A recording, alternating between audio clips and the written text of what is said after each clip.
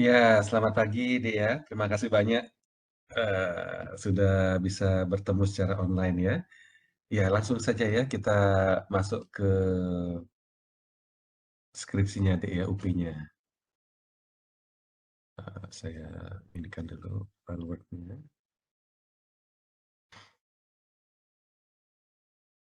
Hmm. Nah, ini ya. Kalau judul aslinya Dek kan faktor-faktor yang apa itu mempengaruhi eh, minat mahasiswa menjadi akuntan publik gitu ya, minat mahasiswa akuntansi kalau nggak salah ya, lebih lengkapnya menjadi akuntan publik. Ya, setelah saya baca, eee, arahnya itu kok sepertinya, nggak jelas, apalagi setelah dilihat kuesionernya, eee, apa namanya, yang saya lihat kontribusinya sebenarnya penelitian adik ini akan lebih besar kalau adik melihat faktor apa yang membedakan minat mahasiswa yang menjadi dan tidak menjadi akuntan publik, gitu loh ya. Kalau saya lihat arahnya kalau adik mau pakai faktor yang mempengaruhi minat mahasiswa akuntansi menjadi akuntan publik, itu tidak jauh beda dengan penelitian-penelitian sebelumnya yang adik sudah sampaikan di UP-nya ini, gitu ya, yang menjadi penelitian-penelitian terdahulu. Nah, jadi atas dasar itu saya menyarankan adik melihat dari perspektif yang berbeda, gitu ya. Kalau penelitian terdahulu faktor-faktor yang membedakan minat mahasiswa akuntansi menjadi akuntan publik di universitas ini, itu, dan sebagainya, atau tahun ini, tahun itu, maka penelitian Dek mencoba melihat, eee, oke ada sejumlah mahasiswa yang akan Adik survei jadi responden. Pertanyaan pertama, nanti kalau sudah tamat mau jadi apa gitu ya. Pilihannya mau jadi akuntan publik atau non akuntan publik. Nah, kemudian Adik juga menyebutkan di usulan penelitian ini, Adik menggunakan teori kebutuhan Maslow itu ya. Nah, dari teori kebutuhan Maslow, kemudian faktor-faktornya itu adalah faktor-faktor kebutuhan fisiologis, kebutuhan rasa aman, dan seterusnya sampai aktualisasi diri gitu ya. Nah, Adik ingin melihat dari faktor-faktor Maslow tadi itu, kebutuhan Maslow itu, yang mana yang membedakan minatnya menjadi akuntan publik atau tidak akuntan publik gitu ya. Misalkan faktor fisiologis, kebutuhan fisiologis, kebutuhan sandang pangan papan kan di sana di dalamnya. Nah, kalau mereka apakah apakah berbeda itu loh ya, kebutuhan fisiologis mereka yang ingin menjadi akuntan publik dan tidak menjadi akuntan publik. Di sana nanti ketahuan dari analisis diskriminannya ya, apakah apakah faktor fisiologis ini menjadi faktor pembeda istilahnya ya. Kemudian aktualisasi diri yang terakhir, eee, apakah merupakan faktor pembeda bagi mereka yang ingin menjadi maupun tidak menjadi akuntan publik. Nah, itu maksudnya ke depannya, gitu ya. Nah, yang Adik lakukan, setelah saya baca, ini sudah ini versi clear-nya ya. Jadi penelitian ini bertujuan mengetahui faktor-faktor yang membedakan minat mahasiswa program studi sarjana akuntansi, ini saya rubah sudah, Universitas Udayana, yang antara yang ingin dan yang tidak ingin menggeluti profesi akuntan publik setelah menyelesaikan studinya. Jadi lebih clear. Penelitian tentang minat mahasiswa menjadi akuntan publik penting dilakukan, alasannya kenapa. Kemudian ya pernyataan berikutnya ya. Kemudian ada poin penting lagi, mahasiswa yang tidak berminat juga penting untuk diteliti gitu ya. Nah, jadi paragraf pertama ini sudah clear, tidak perlu lagi ada rubah-rubah, mungkin nanti ditambahkan cari referensinya di sini, ya. Iya. Kemudian yang kedua ini juga saya kira sudah saya perbaiki. Sebelumnya di sini ada tabel kalau nggak salah ya, deskripsi tentang tabel, kemudian undang-undangnya ini agak di bawahnya. Ini saya bawa naik, sehingga clear di sini kenapa Adik bicara profesi akuntan publik. Oh, karena ada peraturan di sana ya. Ini penting untuk disampaikan, nanti ditambahkan.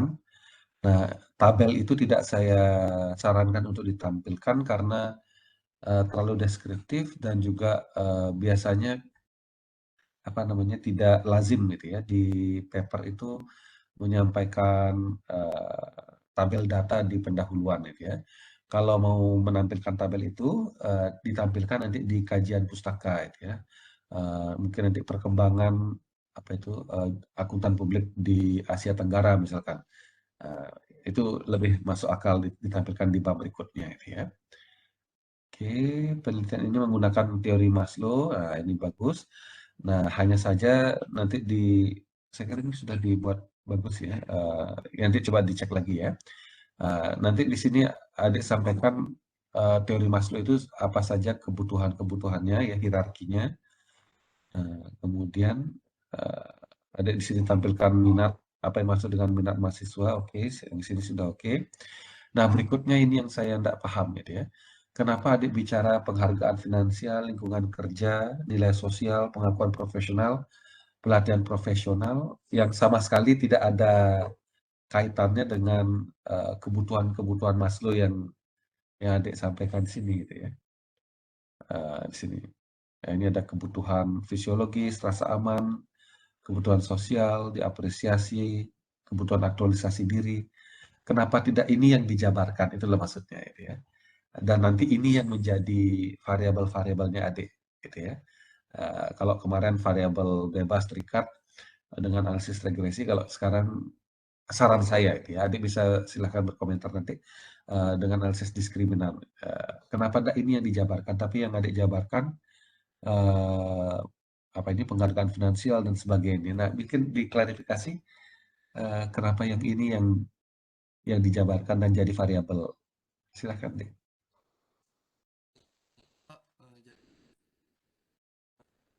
Misalnya kebutuhan fisiologis itu tuh kan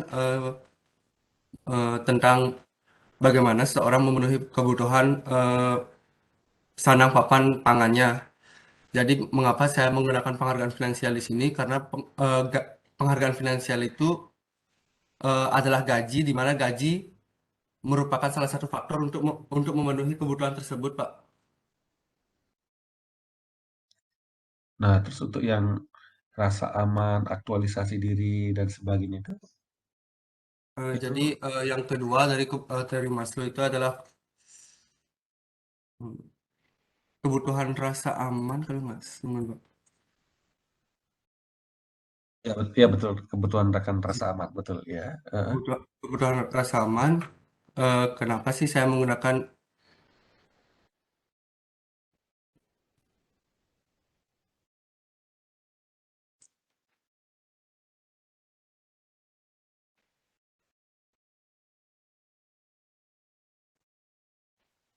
kebutuhan rasa aman? Jadi mengapa sih saya menggunakan lingkungan kerja? Eh, Lingkungan kerja di sini saya artikan bagaimana sih seorang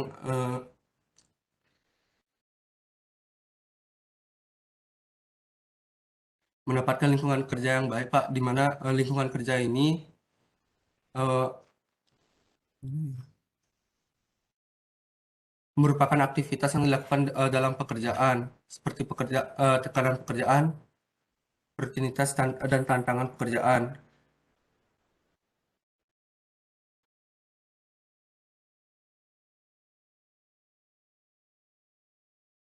Eh, Semakin kondusif lingkungan kerja, maka minat saya asumsikan minat mahasiswa yang ingin menjadi akuntan publik semakin tinggi. Selanjutnya nilai sosial. Yang ketiga nilai sosial.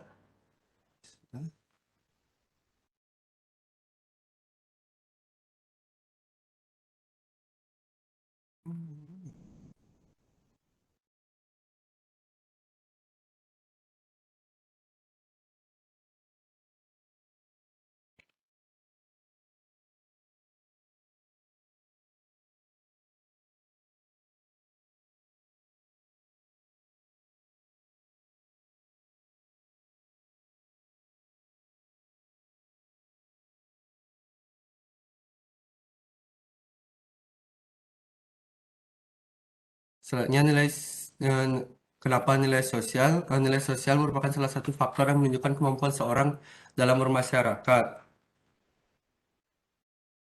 Jadi saya kira dengan kebutuhan sosial yang merupakan eh, kebutuhan akan rasa kasih sayang dan bersahabat, kayaknya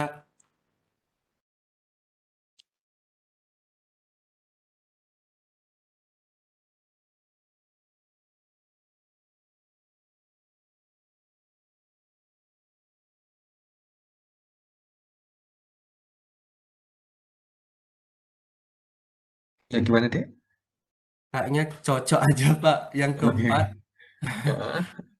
Ini yang keempat kebutuhan kebutuhan akan apresiasi. apresiasi. Mm-mm. Jadi saya tulis di usulan penelitian saya itu pengakuan profesional yang meliputi eh, pengakuan yang pengakuan terhadap prestasi atau eh, jabatan pekerjaan. Yang terakhir ada pelatihan yang saya tulis di usulan penelitian saya yaitu pelatihan pelatihan profesional. Nah, kenapa aktualisasi diri itu dikaitkan dengan pelatihan profesional? Karena aktualisasi itu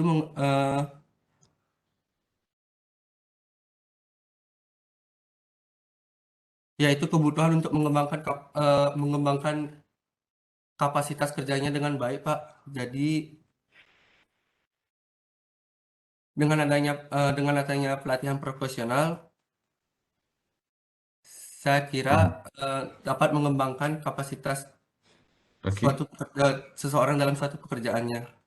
Good, good. Ya, oke, oke. Dari sini, dari klarifikasi Dek, saya paham arah pikirannya Dek ya. Jadi kalau tadi saya berpikir ini menyimpang sekali, Dek, ya, sama sekali tidak relevan. Tetapi dari penjelasan Adik, sepertinya ada kaitannya itu ya. Jadi tidak dibuang semuanya, bukan tidak dibuang total itu ya, tetapi Adik perlu menghalus-haluskan itu ya. Eh, Ya, dari sini, ya mungkin nanti di start di sini, Adik bicara lagi tentang teori Maslow itu ya, bukan ya dari kebutuhan apa tadi ini fisiologisnya ya. Jadi kebutuhan fisiologis menurut teori Maslow seperti apa, kemudian dapat di apa namanya? Tadi apa dia bilang itu? Dapat direfleksikan oleh penghargaan finansial yang diterima oleh seseorang, itu misalkan. Nah, kemudian penghargaan finansial adalah seperti apa, kemudian lanjut lagi. Jadi seperti saya membaca ini seperti ada missing link gitu ya, ada seperti terputus gitu ya. Tadi habis ngomongin teori Maslow, kebutuhan ini, itu, tiba-tiba adik di paragraf 5 paragraf berikutnya ngomongin hal lain itu loh ya. Nah, padahal dari klarifikasi tadi adik itu ternyata masing-masing ini sepertinya teori kebutuhan fisiologis direfleksikan oleh atau ya direfleksikan oleh penghargaan finansial, kemudian apalagi sampai dengan kebutuhan aktualisasi diri direfleksikan oleh pelatihan profesional. Masuk akal ini ya. Jadi tidak dihilangkan total, hanya saja adik coba koneksikan, hubungkan antara kebutuhan-kebutuhan Maslow itu dengan penghargaan finansial, lingkungan kerja dan sebagainya ini, gitu ya. Good, Baik. bagus. Oke, jadi bukan dihilangkan seperti saran saya, good. Mungkin ya tadi ini ya, tidak mencerminkan definisi nilai sosial.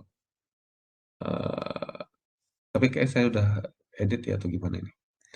Faktor yang berdasarkan kemampuan seseorang. Atau belum ya? Nilai sosial itu apa ya? Eh, saya juga bukan ahlinya di sini, jadi nanti dicari tahu ya. Saya kira mm, ini bukan persoalan kemampuan seseorang ya. Di dalam masyarakat atau nilai dari seseorang yang membedakannya dari lingkungannya. Saya kira ini terkait kalau adik bicara menekankan ini terkait dengan nilai seseorang berarti ya. Bukan nilai sosial. Nilai sosial kan norma semacam norma-norma apalagi peraturan, kaidah, kebiasaan yang berlaku di masyarakat kan itu ya. Yang mempengaruhi kemampuan individu seseorang atau kelompok orang semacam itu ya. Dan sebagainya. Kurang lebih seperti itu sepemahaman saya. Tetapi yang adik garis bawahi di sini justru nilai sosial adalah faktor yang merepresentasikan atau mencerminkan kan gitu ya, mencerminkan kemampuan seseorang dalam masyarakat atau nilai dari seseorang. Jadi adik menekankannya justru nilai seseorang itu, ability atau value dari seseorang. Padahal ini adik ingin mengatakan apa sebenarnya nilai sosial. Nilai-nilai sosial, kalau menurut saya kan semacam ya norma-norma, kaidah-kaidah, apalagi itu, kebiasaan-kebiasaan yang berlaku di masyarakat gitu ya, atau di lingkungan masyarakat yang bisa mempengaruhi seseorang gitu ya, perilaku seseorang, kurang lebih seperti itu ya.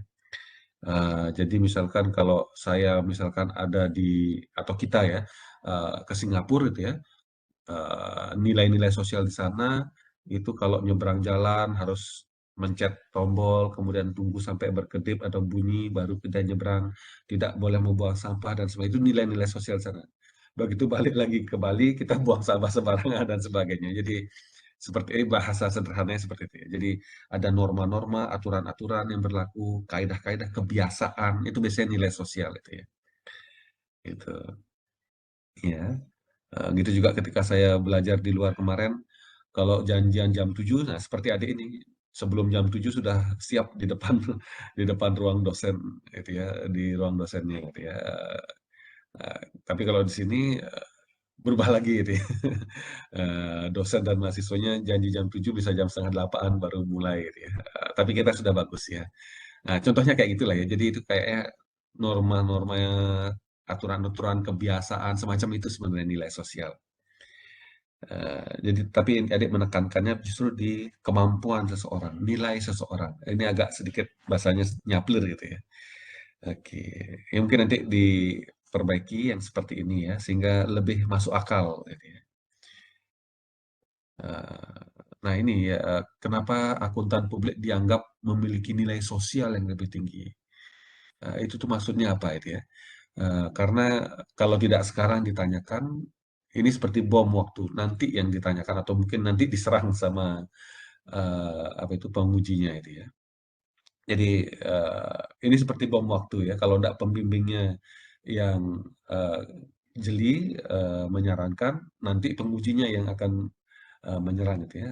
Terus terang karena kita sudah banyak doktor gitu ya, di luar maupun dalam negeri mereka sudah banyak, kita semua sudah banyak pengalaman dari kemarin-kemarin.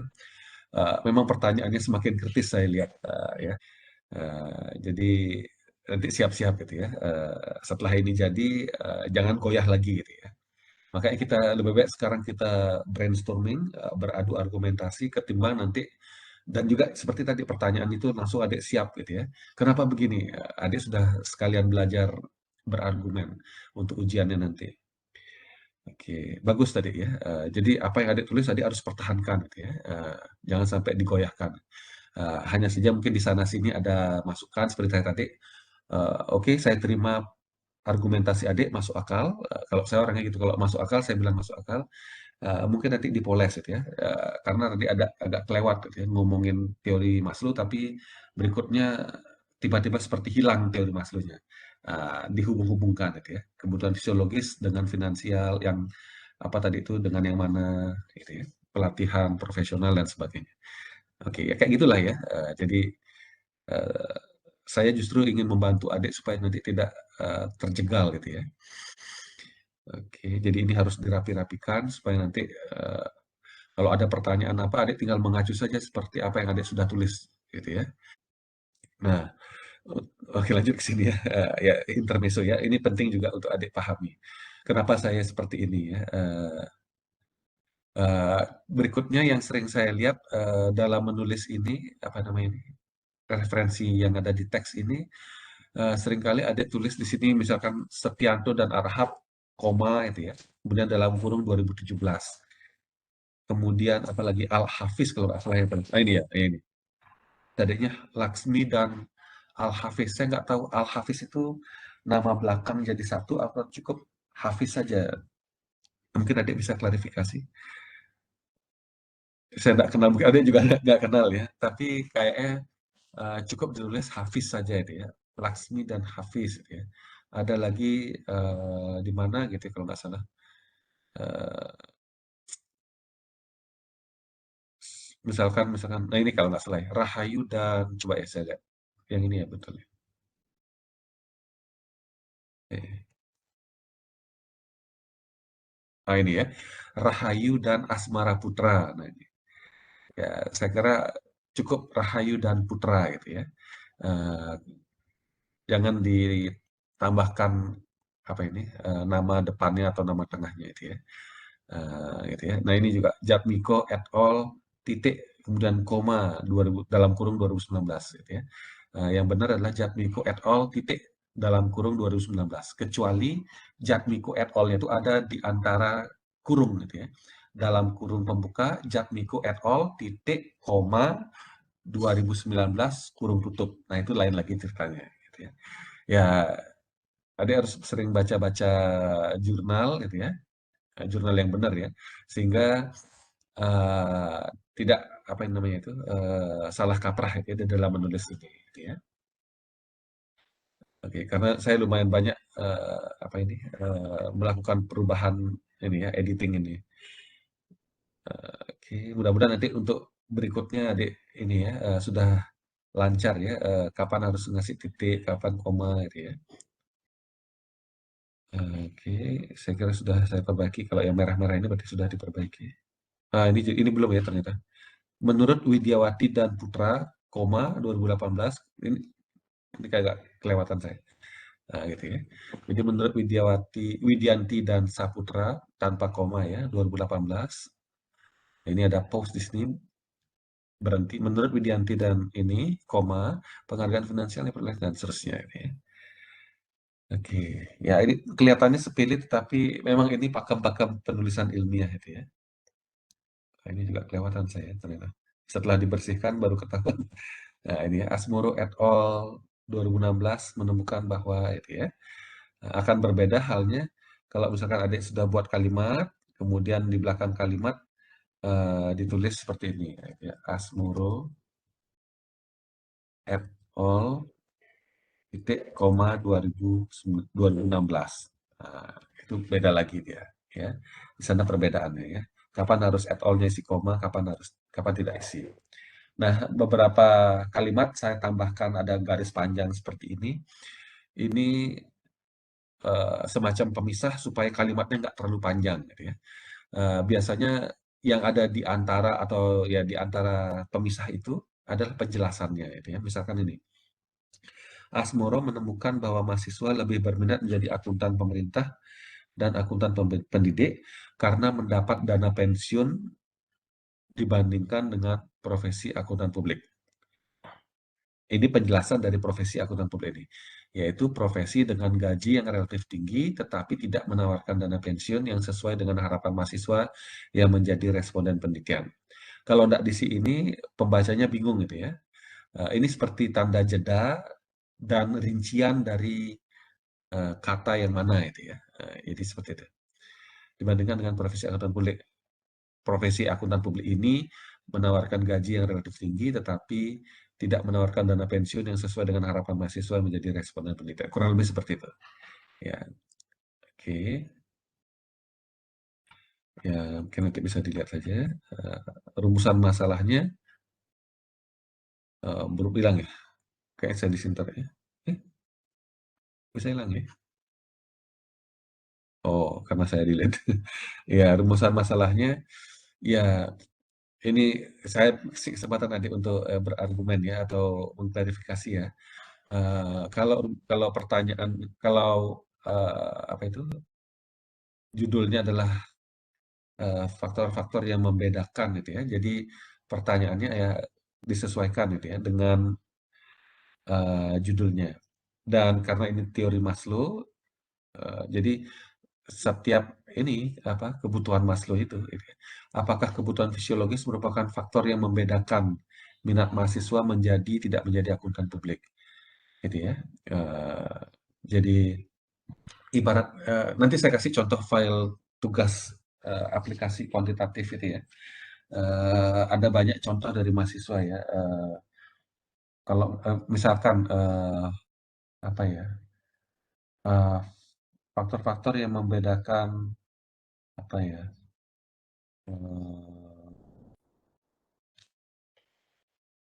Apa ya contohnya ya, faktor-faktor yang membedakan, mmm, apa ya contohnya? Eee, ya contohnya ini aja ya, faktor-faktor yang membedakan ingin memilih profesi sebagai akuntan publik atau non akuntan publik. Jadi kita menggunakan Maslow, ya ada 5 kebutuhan Maslow. Nah, dari 5 kebutuhan Maslow itu, masing-masing itu yang mana yang membedakan secara signifikan gitu ya. Misalkan kebutuhan fisiologis, ini kan kebutuhan yang paling dasar ya, masalah duit kan tadi aja bilang ya, penghargaan finansial. Mana, mana yang bisa memberikan jaminan bahwa dia bisa beli baju, dia bisa bahkan dia bisa mungkin mencicil rumah dan sebagainya itu kan. Nah, apakah di akuntan publik ataukah di profesi non akuntan publik gitu ya. Dan apakah merupakan pembeda yang signifikan. Semuanya butuh ini kan, uang kan. Eee, ya, cuman yang mana yang paling, apa namanya, apakah ini bisa secara signifikan gitu ya, membedakan itu pertanyaannya ya. Jadi apakah secara statistik nanti dan melalui pengujian ini, diskriminan ini, kebutuhan fisiologi ini merupakan faktor yang signifikan membedakan gitu ya. Gitu juga kebutuhan rasa aman dan sebagainya ya. Nanti disesuaikan ini saya kira beda ya, ini ya, kebutuhan rasa memiliki mungkin nanti tadi Adik menyebutkan nama kebutuhannya beda ya, kebutuhan penghargaan, oke, kebutuhan aktualisasi diri ya, kurang lebih seperti ini ya. Eee, Kemudian tujuan penelitiannya juga mengikuti yang mengetahui kebutuhan fisiologis merupakan faktor pembeda, kemudian dan seterusnya gitu ya. Nah, manfaat penelitian, oke ini saya sebutkan sini agak bertele-tele gitu ya. Secara teoritis penelitian ini diharapkan dapat memberikan kontribusi dalam melengkapi penelitian terdahulu dan sebagainya. Dan ini satu kalimat tapi panjang gitu ya. Eee, iya, saya kira adik harus pikirkan ini dan bisa, apa, meniru pola dari UP-nya Trisna Dewi atau Nadia itu ya, disesuaikan dengan topiknya adik gitu ya. Eee, Namanya manfaat teoritis di sini, makanya adik agak kesulitan ya. Saya meyakini adik kesulitan menentukan atau menulis ini karena memang tipis sekali itu ya, apa bedanya penelitian adik ini dengan penelitian terdahulu.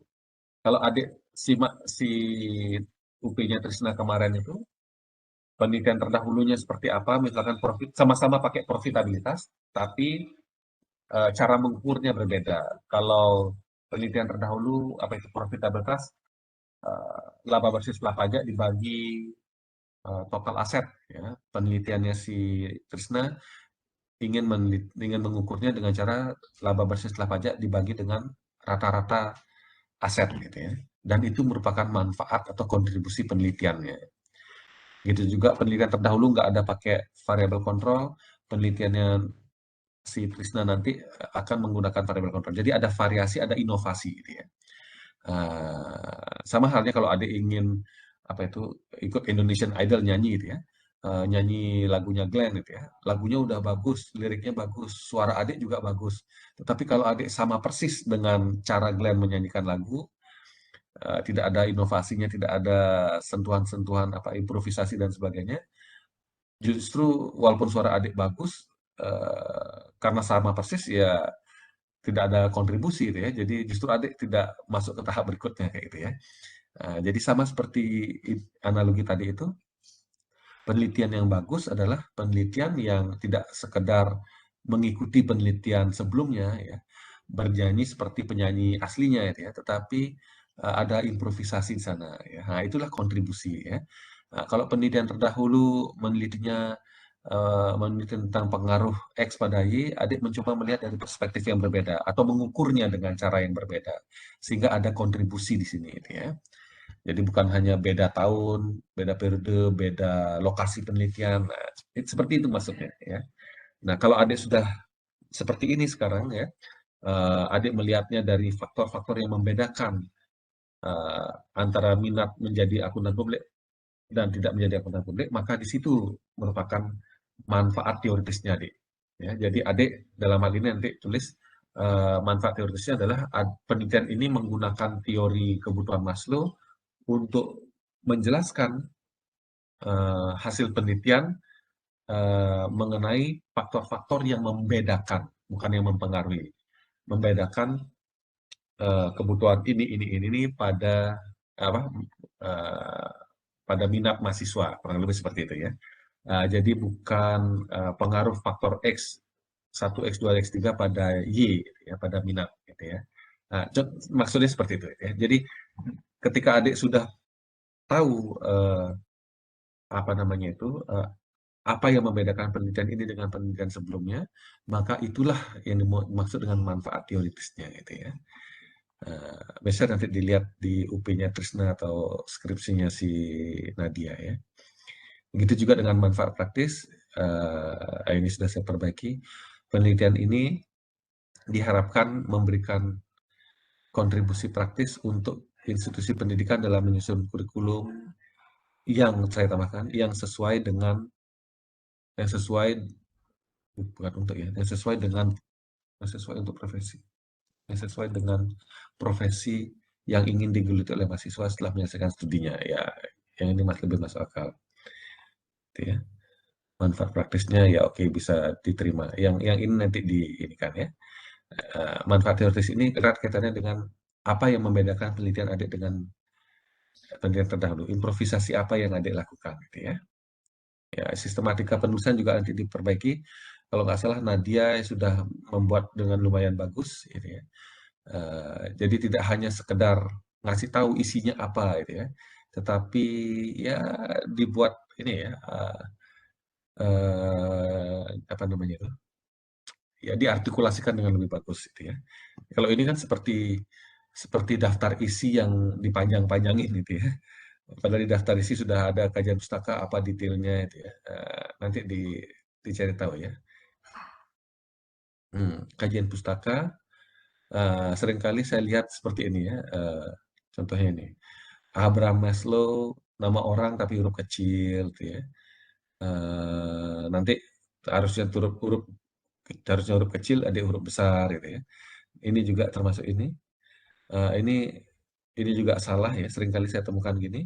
Kenapa dalam kurung dulu kemudian baru berpendapat. Ini salah ya. Kalau ini juga salah juga ya. Menurut Maslow ya kayak gitu ya. Menurut Maslow tanpa tanda koma, ini tanda ini. Jadi menurut Maslow 1943, koma, di sini komanya karena break ya. Menurut Maslow, perilaku dan seterusnya. Nah, kemudian ini Maslow 1943 berpendapat bahwa kebutuhan dan seterusnya. Ya, dan seterusnya.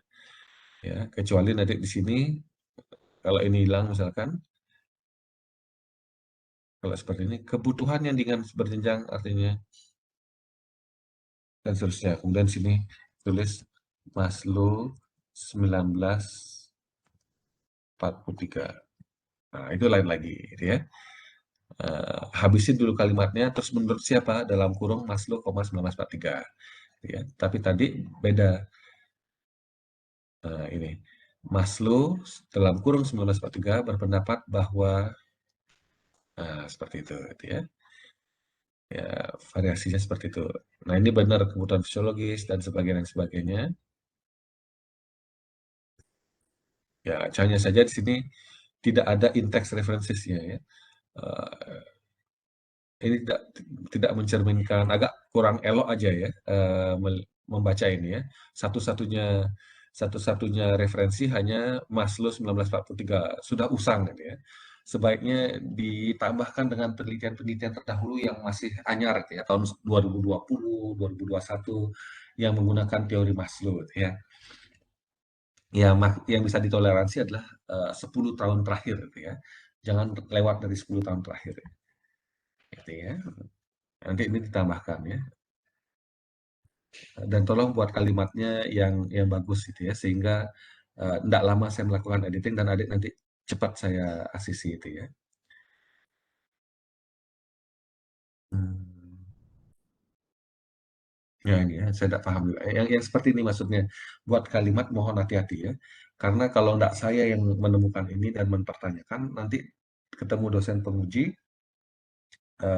bahkan untuk dosen penguji yang saya kira dulu biasa-biasa aja ya, itu sangat kritis itu ya, ketika saya menguji bersama, tapi bukan dengan Trisna atau Nadia ini.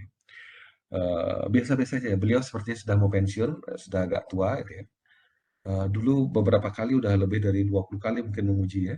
Dengan beliau, beliau biasanya sangat kalem, sangat biasa-biasa aja itu ya. Tetapi sekarang itu ya, karena beliau sudah doktor ya, itu konsekuensi ya, karena kita belajar dari kesalahan-kesalahan kita sebelum-sebelumnya itu ya. Sudah banyak tahu tentang metode penelitian. Wah, sangat kritis sekali beliau ya. Masih itu sayangnya nggak ada di video karena bukan bimbingan saya. Diserang habis-habisan itu ya. Semuanya. Contohnya kayak gini lah ya. Kalimat per kalimat. Walaupun beliau tidak memberikan feedback seperti saya ini, tapi mungkin di catatan beliau sudah di spidol sudah digaris-garisin gitu ya. Setiap kalimat beliau tanya gitu ya. Maksudnya apa? Seperti inilah contohnya. Maksudnya adik ini apa? Minat pada dasarnya merupakan suatu hubungan antara individu itu sendiri dan di luar individu.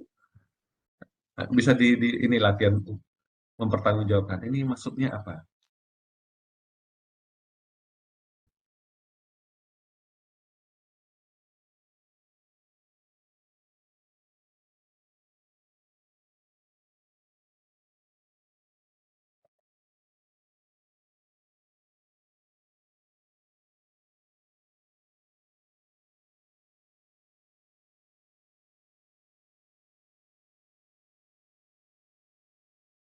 Saya juga bingung gimana caranya jawab nih, Pak. Iya, iya. Kalau sama saya sih cool ya, tenang aja ya. Mungkin kalau adik baca tulisan saya mungkin agak tersinggung atau gimana. Tapi kalau secara personal sesungguhnya tidak ada persoalan itu ya. Itulah bedanya bahasa tertulis sama bahasa ini ya, bahasa lisan ya. Makanya saya ingin sebenarnya tatap muka ya atau setidaknya virtual seperti ini sehingga kita bisa bicara dari hati ke hati itu ya, tidak ada salah persepsi. Ya, ya ini yang saya maksud ya. Setiap kalimat yang adik tulis bisa adik pertanggungjawabkan nanti gitu ya. Syukur-syukur kalau pembimbingnya baik ya, walaupun ditanyakan, walaupun pembimbingnya merasa janggal kayak tadi ya, nyebarin kuesioner 100 tapi datangnya 120, dianalisis 120, tetapi tetap ya, ingin membantu ngasih nilai A, cuma nanti diperbaiki gitu ya. Mungkin kecapean atau gimana. Saya hanya positive thinking saja. Tetapi ada banyak kasus tidak ngasih feedback seperti ini, tetapi pada waktu ujiannya malah nyerang mahasiswanya, bahkan pembimbingnya yang menyerang gitu ya. Itu ya. Jadi mohon nanti setiap kalimat ya yang adik tulis, adik bisa nanti mempertanggungjawabkan gitu ya. Eh, jadi itu pesan yang ingin saya sampaikan gitu ya. Terus terang saya sendiri kalau jadi adik saya juga bingung ini minat, kalau saya berminat melakukan sesuatu itu hubungannya antara individu sendiri dengan di luar individu. Masing-masing nggak ketemu intisarinya apa sebenarnya minat itu. Minat mungkin lebih, kalau kalimatnya minat adalah ketertarikan seseorang terhadap suatu objek mungkin seperti itu lebih masuk akal. Minat berarti kan ketertarikan apa ya semacam itu ya. Tapi kalau ini hubungan antara individu itu dan di luar individu, ini masih masih bisa dipertanyakan dan minta klarifikasi ya. Nah, ini contoh-contoh seperti ini ya. Jadi mohon nanti adik membuat kalimat yang nanti adik bisa bertanggungjawabkan. Gitu ya. Oke. Nah, ini contohnya tadi ya kaitannya karena saya nggak nyampe waktu itu pemikirannya. Seakan-akan hilang gitu aja ya. Tadi sudah satu halaman ngomongin teori Maslow, tiba-tiba nggak ada satupun yang diakui sebagai kebutuhannya Maslow itu gitu ya. Jadi mohon disebut di sana, tetap disebutkan Maslow gitu ya. Tetap di-connect antara teori yang adik gunakan dengan penelitian-penelitian terdahulu gitu ya. Mungkin ini subjudulnya ini subbab ini bukan penghargaan finansial, tetapi kebutuhan Fisiologis. fisiologis. Hanya saja nanti ya karena dia menemukan penelitian terdahulu tentang penghargaan finansial dihubung-hubungin itu ya. Ya, jadi kebutuhan fisiologis dari teori Maslow erat kaitannya dengan penghargaan finansial yang digunakan sebagai variabel di penelitiannya Nanggolan misalkan. Dan bicara kemudian penghargaan finansial pada intinya merupakan, baru nyambung. Intinya terhubung, jadi nggak terlepas gitu aja. Itu aja pesan yang ingin saya sampaikan. Bukan menyalahkan secara total. Walaupun di awal saya kesannya menyalahkan secara total itu ya. Karena saya waktu itu memang jujur, saya nggak paham. Kok tiba-tiba dicampakkan si Maslow ini, itu loh maksudnya. Ya, inilah fungsinya saya minta klarifikasi dari adik. Dan ujian, kalau saya menguji atau menguji ya terutama, saya justru meminta klarifikasi itu ya, kayak tadi. Dan selalu berusaha berpositif thinking gitu ya. Mungkin dia capek salah tulis ini, walaupun memang janggal sekali ya, dan di analisisnya juga 120 sampel bukan 100, contoh kayak gitu ya. Ya, beda kepala, beda ini ya, kebiasaan gitu ya. Nah, ya, contohnya seperti itu ya, tolong ini kan ya, di-connect antara si Maslow dan ini ya. Nah, kerangka konseptual ini ya. Ya, kerangka konseptual ya ini sebaiknya adik tidak panjang lebar seperti ini gitu ya. Tetapi fokus saja langsung mengatakan bahwa intinya adik ingin mengetahui faktor-faktor kebutuhan Maslow mana yang membedakan minat mahasiswa itu ya. Ya ini sebenarnya sama saja ya, bisa seperti ini juga ininya, hanya saja bukan positif negatif ini, karena ini kan pengaruh. Kalau uji regresi seperti ini ya enggak apa-apa, tetapi kalau uji perbedaan ya, diskriminan, cukup dengan garis gini aja. Kalau di sini minat menjadi akuntan publik dan tidak berminat ya, atau gimana lah ya, minat jadi akuntan publik atau non akuntan publik, atau berminat menjadi akuntan publik dan tidak berminat menjadi akuntan publik, boleh seperti itu. Ini variabel-variabelnya si Maslow tadi, hanya saja ditulisnya H1, H2, H3, H4, H5, tetapi bukan positif negatif, hilangin tanda positifnya ini. Cukup sampai H1, H2 sampai H5 saja dengan grafiknya gambarnya yang sama tanda panahnya. Terus ini juga penghargaan finansial dan sebagainya diganti dengan kebutuhannya Maslow. Saya kira itu ya. Jangan lupa dijelaskan ya kalimatnya ya. Bukan mengulang yang tadi di kajian pustaka tadi, tapi diringkas dan menggunakan kalimat yang berbeda ya. Tapi intinya sama.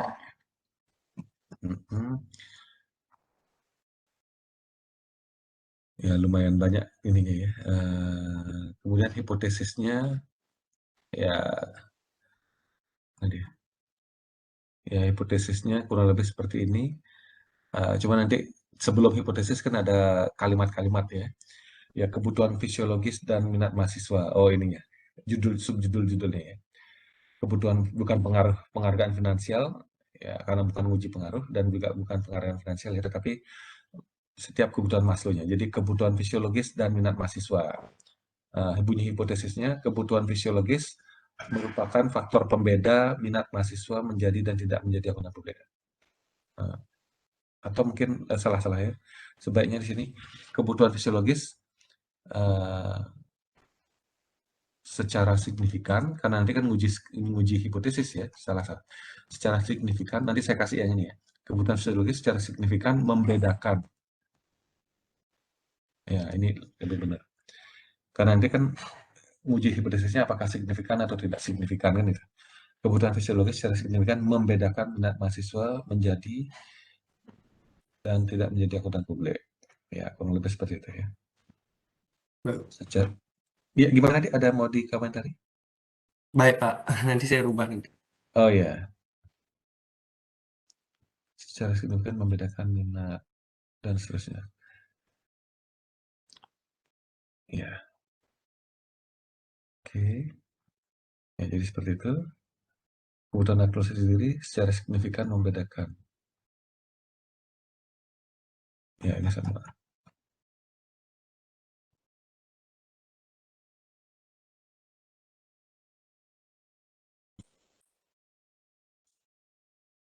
Nah, metodenya faktor-faktor yang membedakan minat. Jadi kita ya hipotesisnya nanti diperbaiki. Ya. Penelitian ini berlokasi di Fakultas Ekonomi dan Bisnis Universitas Udayana. Cukup itu aja ya. Tapi adik, kalau nggak salah, em, mana dia?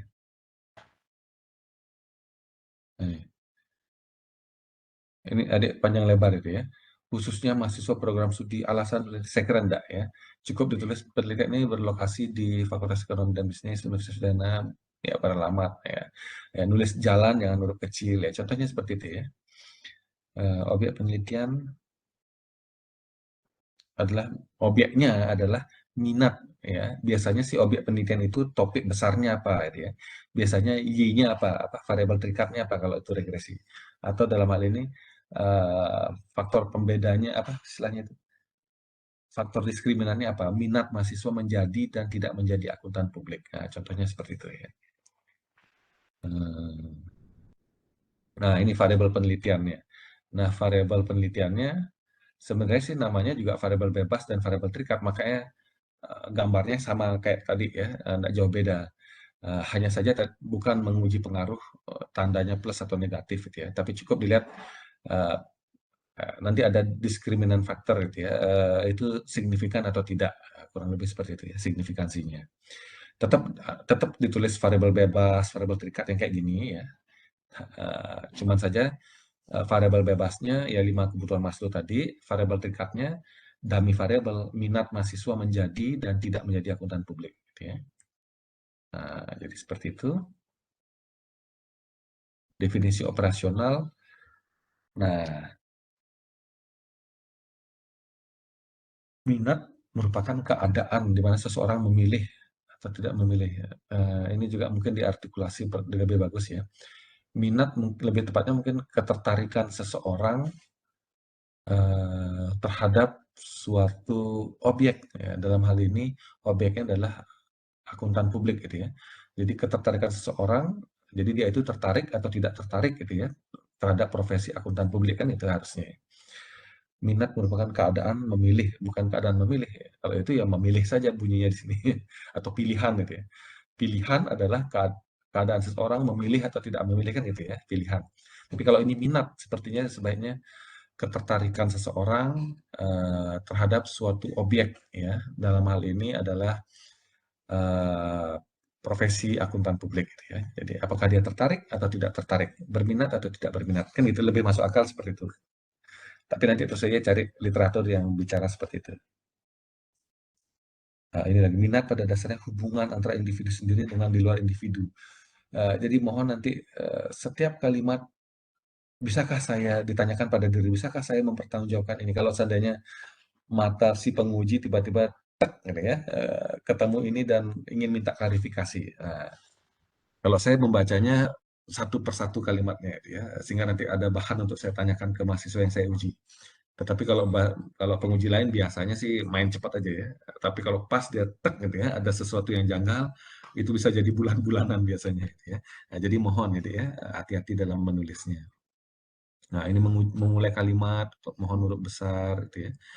Yang seperti ini mohon sudah tidak perlu lagi dilakukan proses editing seharusnya ya, sehingga saya cepat memberikan feedback. Ya mohon maaf ya, walaupun uh, saya juga sebenarnya sudah cukup ini ya speed up untuk membuat, tapi karena memang akhir-akhir ini saya dapat banyak kerjaan tambahan itu ya, jadi memang agak molor itu ya. Jadi mudah-mudahan untuk berikutnya ini adik buat kalimatnya sudah bagus gitu ya, dan bisa langsung saya asisi gitu ya. Saya berharap seperti itu ya, saya tidak pernah bermaksud untuk menunda-nunda ya. Karena saya juga dinilai ya kinerjanya kalau terlalu lama dari SK sampai dengan adik ujian, itu mempengaruhi ini ya, penilaian raport saya itu ya. Tetapi tentu juga saya tidak bisa apa istilahnya, mengiyakan gitu ya, silahkan seminarkan dengan masih banyak, tulisan yang salah itu ya, huruf besar, huruf kecil, itu terlalu basic ya untuk saya langsung seminarkan gitu ya, Dek, ya. Paling tidak kalimatnya jauh lebih rapi, lebih bisa dipertanggungjawabkan kalau nanti, ada pembahas yang mempertanyakan gitu ya, supaya nanti tidak terlalu banyak dirombak oleh si pembahas gitu ya, atau oleh si penguji gitu ya. Dari pengalaman saya kemarin, Nadia tidak banyak ada perubahan gitu ya, walaupun Nadia hampir menangis waktu itu ya, karena soal digoyahkan saja ya, tapi secara prinsip nggak ada perbaikan ya, apalagi perubahan judul seperti ini ya. Lebih baik di saat sekarang ini kita benar-benar adu argumentasi. Saya persilahkan adik beradu argumentasi dengan saya tidak pernah tersinggung dengan itu, saya sangat terbuka ya. Ketimbang nanti adik diteken nih ya, disuruh rubah judul karena ini kontribusinya sangat rendah dan sebagainya, banyak salah tulis, disuruh ulang lagi, ujian lagi, saya tidak ingin seperti itu mahasiswa bimbingan saya. Ya, oke. Yang seperti ini ya, ini agak kelewatan juga saya, mungkin kelelahan. Mohon nanti cara menulis referensi, membuat kalimat yang adik pahami gitu ya. Kalau adik paham, orang lain pasti paham gitu ya. Kemungkinan besar paham. Tapi kalau adik sendiri tidak paham, tidak bisa mempertanggungjawabkan, sudah bisa dipastikan orang lain itu yang bertanya terutama, memang dia bertanya karena tidak paham gitu ya. Makanya dia minta klarifikasi adik. Itu aja prinsip sederhananya ya. Nah ini saya nggak tahu apa salah di saya kepencet copy paste atau gimana ini. Tiba-tiba ada kata pengukuran titik. Nah, nanti mungkin dicek ya. Ya, contohnya seperti itu ya. Ketika saya atau pembimbing sudah mengatakan layak untuk diseminarkan atau layak untuk diujikan, maka seharusnya yang seperti ini tidak boleh ada excuse gitu ya. Tiba-tiba pengukuran titik. Dosen pengujinya udah, ini makanan empuk ini. Ini maksudnya apa ya? Nah, jadi kalau saya meloloskan adik seperti ini dan ketemu seperti ini oleh penguji, saya sendiri akan malu terus terang gitu ya. Aduh gitu ya. Karena saya tidak teliti gitu ya. Nah, jadi ada baiknya kita ini apa mantapkan sekarang di sini ya sebelum orang lain yang mengkritik gitu ya. Ya populasi ya ini ya. Kalau kemarin adik populasinya hanya angkatan tahun 2018 gitu ya. Saya tanya, alasannya kenapa tahun 2018? Karena adik tulis di situ karena alasannya angkatan 2018, entah semester berapa itu ya, sudah punya rencana mau jadi apa kan gitu. Emangnya mahasiswa yang relatif baru, angkatan baru, misalkan 2021 misalkan, apakah dia tidak punya rencana? Apakah dia tidak patut untuk ditanyakan, tidak berhak untuk ditanya mau jadi apa gitu ya. Nah, itu tuh jadi pertanyaan. Bayangkan kalau penguji nanya, kenapa mahasiswa angkatan 2012? Memangnya angkatan 2018 saja yang punya rencana kalau dia lulus mau jadi apa, gitu ya. Mau jadi akuntan publik atau tidak. Gitu ya. Memangnya angkatan 2017 yang lebih muda sedikit tidak punya rencana, tidak berhak untuk kita tanyakan mau jadi apa. Contohnya seperti itu. Pertanyaan sederhana dan adik harus kalau ini sudah tahap skripsi sudah jadi, itu gimana argumentasinya?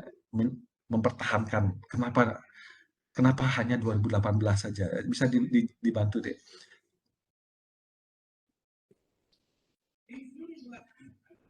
Ini pasti biasanya populasi, sampel, teknik penelitian itu pasti ditanyakan, tidak mungkin tidak ditanyakan. Karena ini biasanya akan apa? Penguji itu menangkap ini mahasiswa beneran meneliti atau tidak. Kalau dia agak gitu, ini berarti ada sesuatu. Contohnya kayak tadi saya bilang gitu ya. Sangat clear dia menyatakan bagikan kuesioner 100, datanya lebih banyak. Itu sudah janggal. Hanya saya tidak menyudutkan, malah pembimbingnya menyudutkan. Nah, ini sekarang saya sebagai pembimbing, saya mencoba menyudutkan adik, latihan saya penguji. Ayo. Ini kenapa? Emangnya 2017 yang lebih muda sedikit tidak punya rencana, tidak boleh ditanyakan, tidak berhak jadi responden. Nah itu kayak gitu loh maksudnya.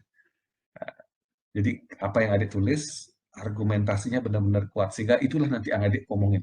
Yang adik tulis, adik omongin. Jangan sampai beda yang ditulis seperti apa, ketika berargumen beda itu ya. Nah, itu loh ya. Kira-kira ada argumentasi yang mungkin kayak tadi ya. Maksud adik seperti apa, tapi yang adik tulis berbeda. Jadi tidak salah itu ya. Jadi diperbaiki saja kalimatnya. Mungkin gimana dek?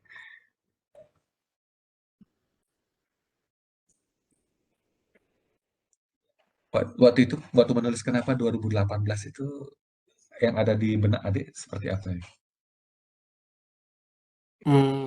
Karena pas penelitian awal saya itu Pak, judul awalnya memang angkatan 2018 Pak, yang pertama Waktu, saya berikan ke Bapak. ya. Makanya saya tetap 2018. Ini mahasiswa yang paling senior ini, saya kira enggak ya? Enggak. Adik angkatan berapa? 2000, Pantes 2018 Pak. 2018 ya? Iya, ya. Oke.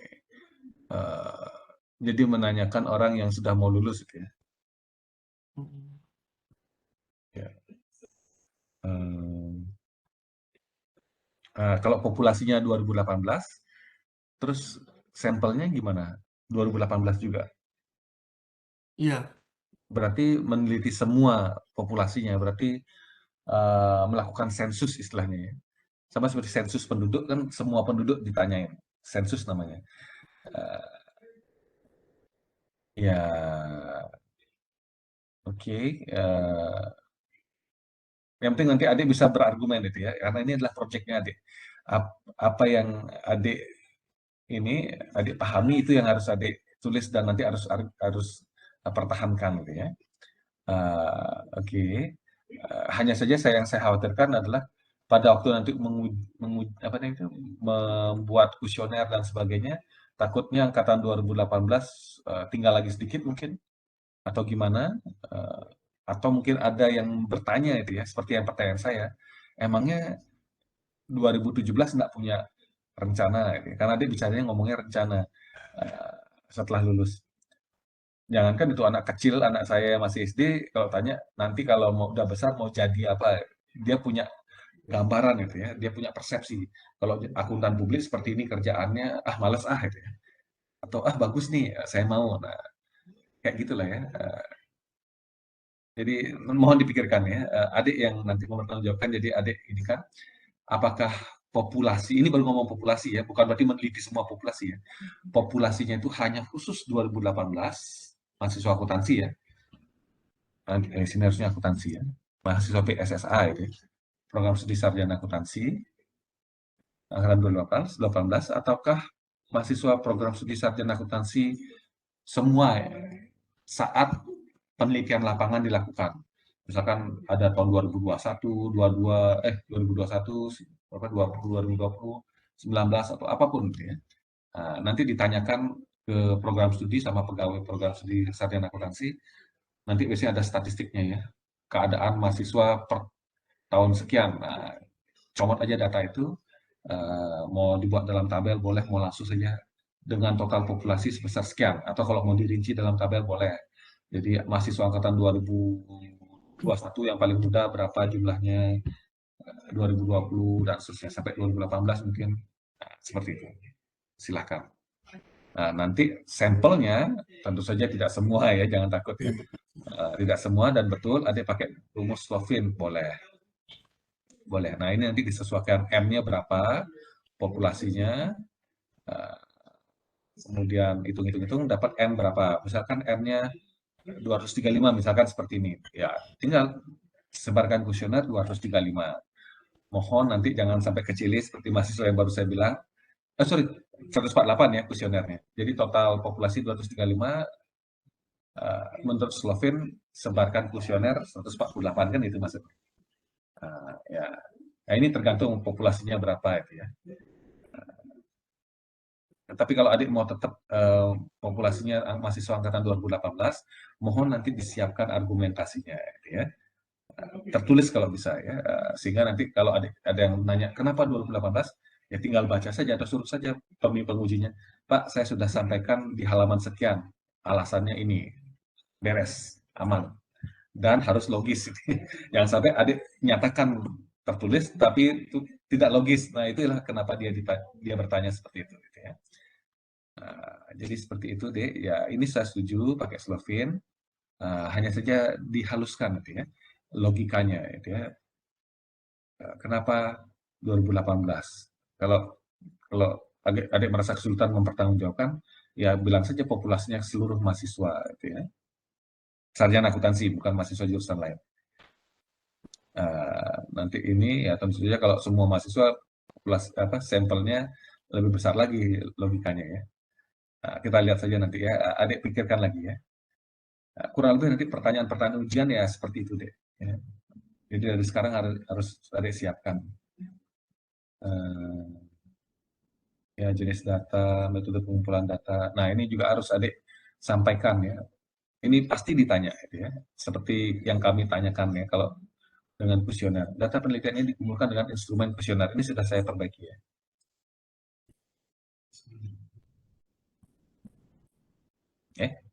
Bu Josel. Nah ini. Sampel. Nah, metode pengumpulan data. Kalau tadi metode pengumpulan data yang digunakan dalam penelitian ini dikumpulkan dengan menyebarkan kuesioner kepada responden. Saya perbaiki kalimatnya. Terus kuesioner yang diberikan kepada 148. Nah, dengan cara apa? Adik belum sampaikan waktu itu. Ya. Kemudian saya mengajukan saran seperti ini bunyinya. Data penelitian ini dikumpulkan dengan instrumen kuesioner. Kuesioner berbasis Google Forms, kira-kira seperti itu ya, Google Forms ya. Kuesioner berbasis Google Forms, pakai huruf besar ya, pakai S di sini. Disebarkan melalui WhatsApp group, betul ya tulisannya, WhatsApp group angkatan misalkan. Yang angkatan 2018 kalau cuma 2018 atau WhatsApp group angkatan berapa sebutin gitu ya. Jadi yang membaca bisa mengikuti, oke, dari sini sepertinya beneran nih adik ini seperti ini beneran melakukan itu gitu ya. Nah, kalau bisa sampaikan, ini kebetulan saya juga lagi buat penelitian detail gitu ya, kapan disebarkan gitu ya. Nanti ya kalau sudah ujian skripsi, kalau ini kan masih UP ya seperti ini tidak apa-apa, nanti pada ujian skripsi deskripsinya harus detail, kasih tahu tanggal berapa menyebarkan, kemudian ngasih apa itu, berapa lama waktu untuk menyelesaikan kuesioner, misalkan dikasih waktu 1 bulan misalkan. Setiap minggu adik kasih reminder ya, pengingat gitu ya. Setiap minggu diingatkan lagi respondennya. Jadi seperti itu ya.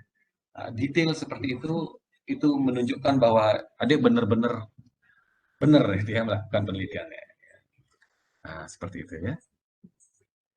Jadi harus detail seperti itu. Kalau ini masih usulan penelitian ya cukup seperti ini tidak masalah. Yang penting sudah ada gambaran pembahasan nanti. Oh begini dia caranya menyebarkan kuesioner. Gitu ya. Ini analisis data. Ini belum saya gini kan. Oh tapi saya cuma kasih ini aja ya. Tidak detail per kalimat saya gini kan. Iya. Sebentar saya akan kasih contoh analisis diskriminan itu ya, gimana menganalisisnya itu ya, sehingga ada gambaran itu ya. Termasuk rekomendasi video kuliah itu ya. Coba diikuti di sana, mungkin bisa memberikan ide ya, seperti apa nanti adik menganalisis datanya itu ya. Tapi sebenarnya diskriminan ini lebih gampang deh, lebih gampang daripada regresi. Kalau regresi yang sesungguhnya itu sebenarnya ribet ya, harus menguji asumsi klasik. Kalau satu asumsi tidak terpenuhi, harus dilakukan remedi atau perbaikan. Ya. Hanya saja kan mahasiswa menggampangkan. Ya. Sebenarnya regresi itu lebih susah, ya, lebih akan banyak ada pertanyaan-pertanyaan. Ya. Nah, tetapi diskriminan simple, tidak ada uji asumsi klasik, hanya ingin mengetahui komponen satu ini membedakan nggak, gitu ya. Pilihan dia atau minat dia menjadi akuntan publik atau tidak akuntan publik. Jadi seperti itu, langsung to the point dia. Ya. Nanti coba ditanya dan dilihat videonya, dan juga saya akan sampaikan tugas mahasiswa project waktu itu ya dengan analisis diskriminan. Nanti bisa dilihat-lihat yang mana kira-kira enak bahasannya, itu aja dipakai gitu ya. Guidance. Saya yakin adik akan terbantu dengan melihat tugas-tugas mahasiswa kelompok. Ada 5 kelompok, nanti semuanya mudah-mudahan bisa dapatkan filenya, saya kirim.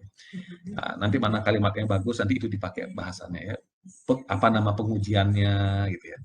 Oke, sambil nanti mungkin lihat mungkin ada buku atau penelitian terdahulu pakai uji diskriminan, itu bisa juga diperkaya ya. Ya, saya kira itu deh. Ini tentu saja tidak relevan ya. Ya, daftar pustaka. Ya ini ya, ada banyak ini ya. Nah, contohnya nih, ini huruf besar semuanya ya, judulnya, judul jurnalnya. Sedangkan di bawahnya aja, judul jurnalnya hurufnya apa nih, besar kecil gitu ya. Kemudian ya begitulah ya. Nah, ini apa? Kalau ini jurnal atau apa itu ya? Kenapa nama universitasnya huruf miring? Biasanya sih nama jurnalnya yang huruf miring ya.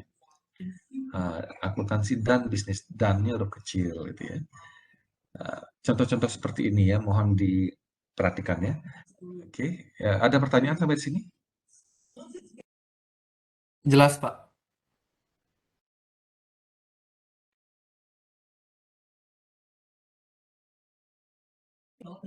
Gimana, Dek? Jelas, sudah jelas, Pak. Oke, ya.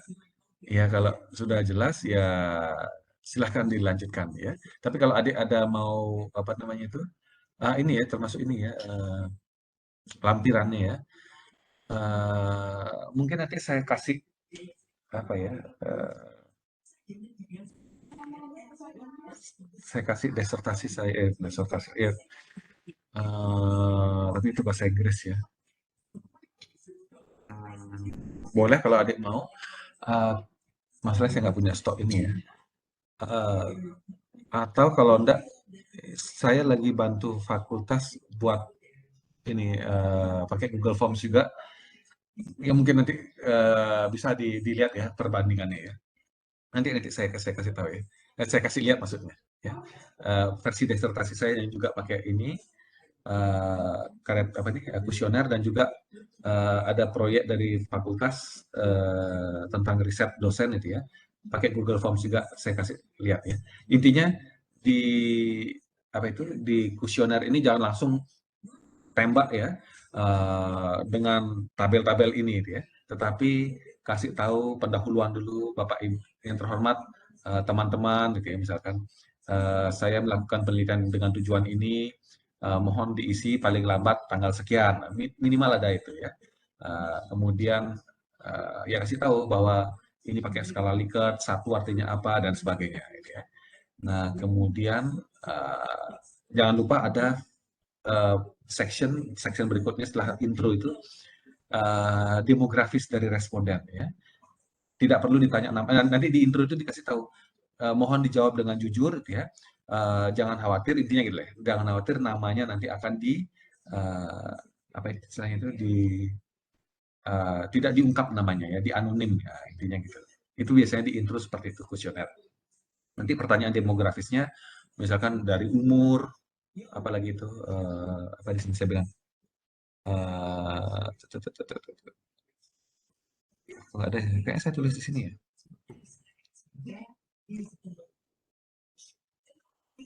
Nggak saya tulis ya. Ditulis, Pak. Ada. Umur angkatan. Mana ya? Kok nggak ketemu ya? Di tempat lain mungkin ya? Enggak di lampirannya, Pak. Di lampiran.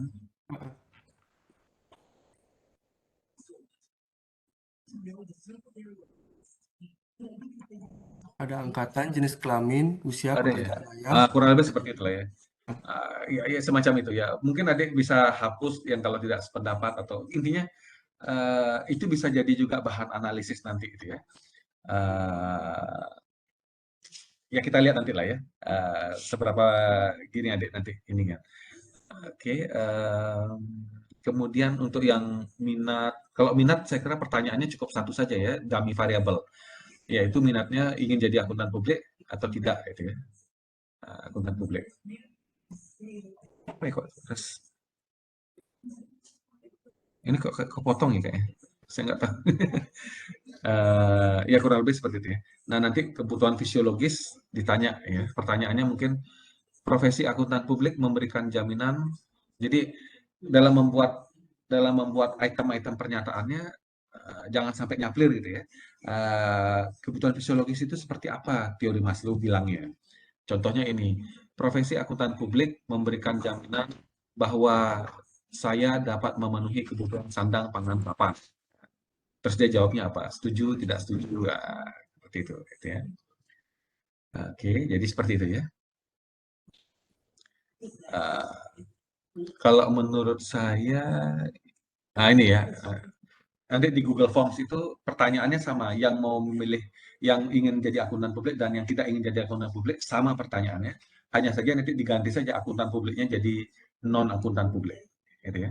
Jadi nanti klik, misalkan saya jawab ya, saya ingin jadi akuntan publik, maka nanti oleh Google Forms diarahkan ke kelompok pertanyaan akuntan publik.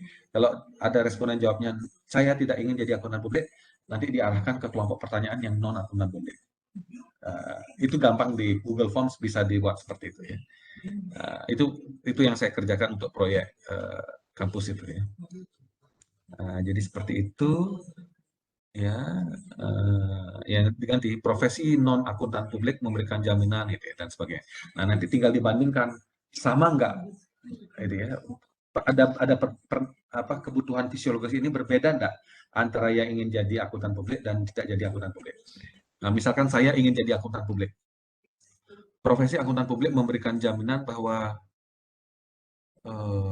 sebentar. Ya, profesi akuntan publik memberikan jaminan bahwa saya dapat memenuhi sandang, maka saya akan mengatakan sangat setuju ya. Kemudian kalau pertanyaan berikut, kalau adik ditanya, adik tidak ingin jadi akuntan publik, maka profesi akuntan publik memberikan jaminan bahwa saya dapat memenuhi kebutuhan sandang. Adik akan jawab juga sangat setuju ya. Ada kesalahan di sini, Pak.